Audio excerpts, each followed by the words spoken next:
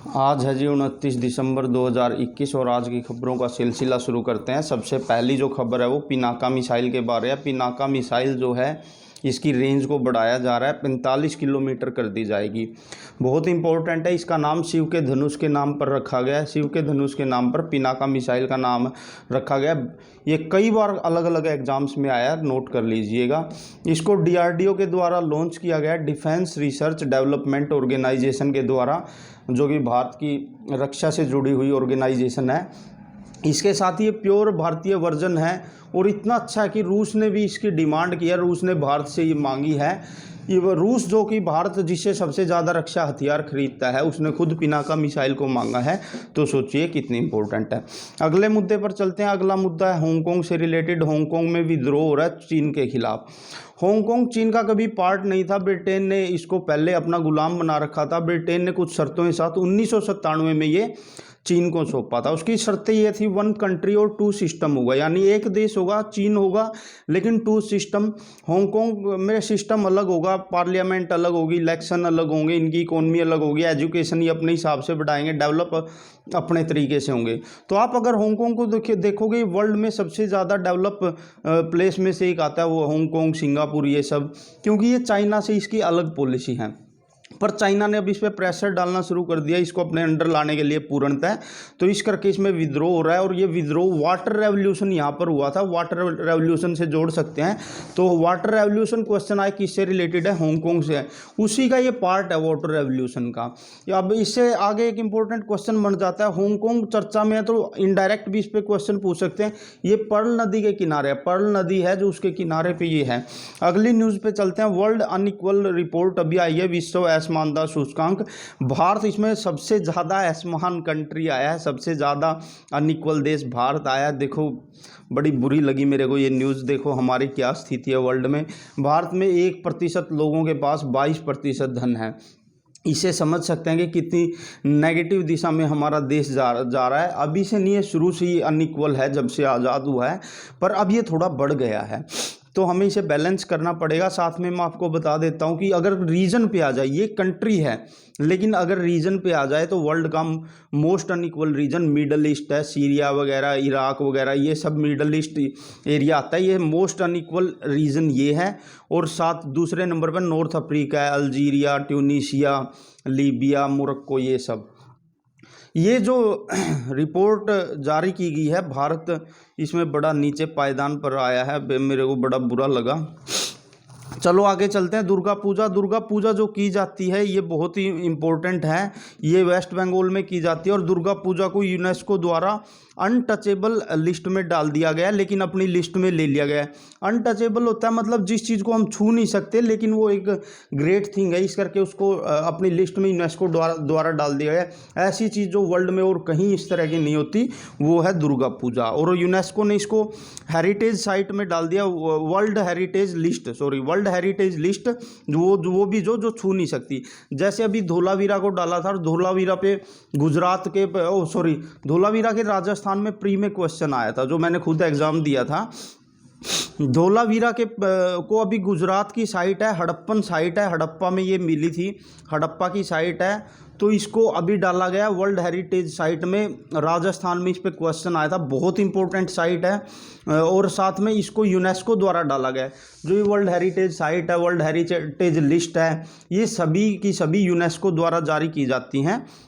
और इसमें पहले धोलावीरा को डाला गया था, अभी दुर्गा पूजा को डाला गया है, साथ में कुंभ के मेले को भी डाला गया था। इसमें कुंभ का मेला भी ऐसे ही अनटचेबल है, मतलब इसको छू नहीं सकते, सिर्फ देख सकते हैं।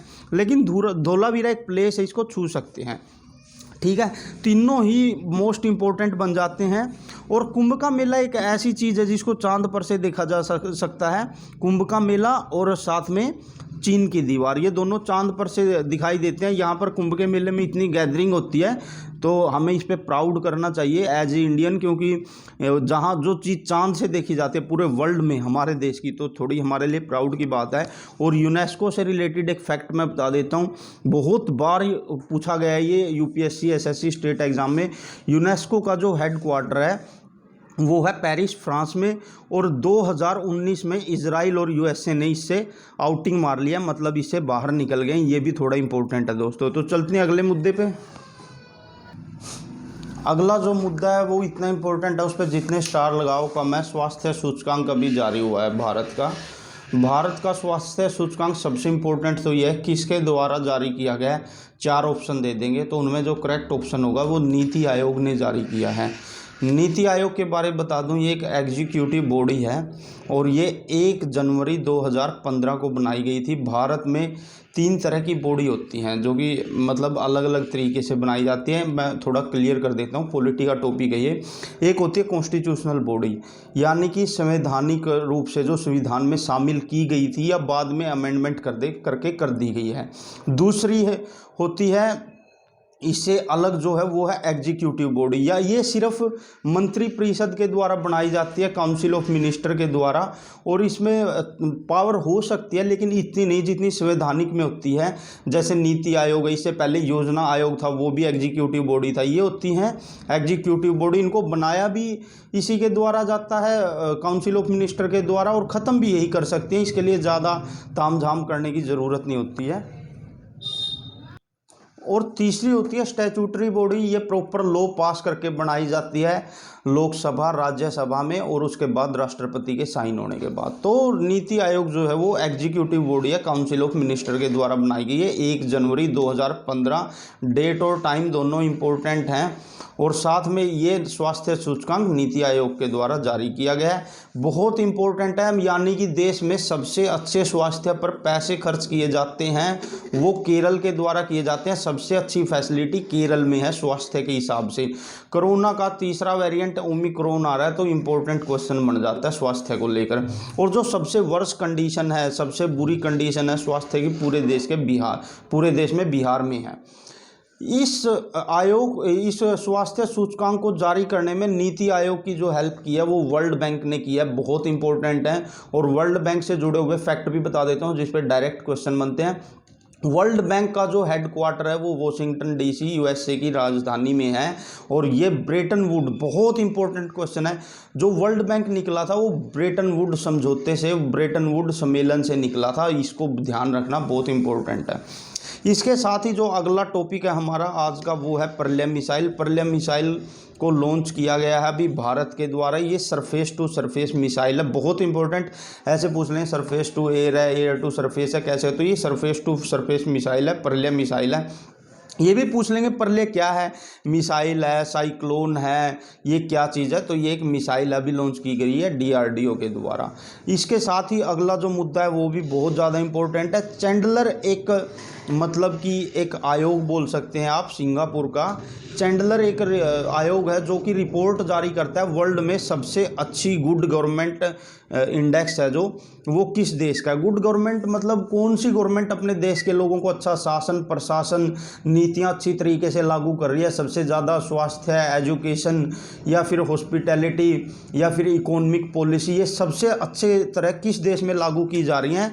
ये जो रिपोर्ट जारी की जाती है ये चैंडलर है जो एक संस्था है उसके द्वारा जारी की जाती है, और ये सिंगापुर में बेस है, यानी सिंगापुर में काम करती है। इसने अपनी रिपोर्ट जारी की गई है।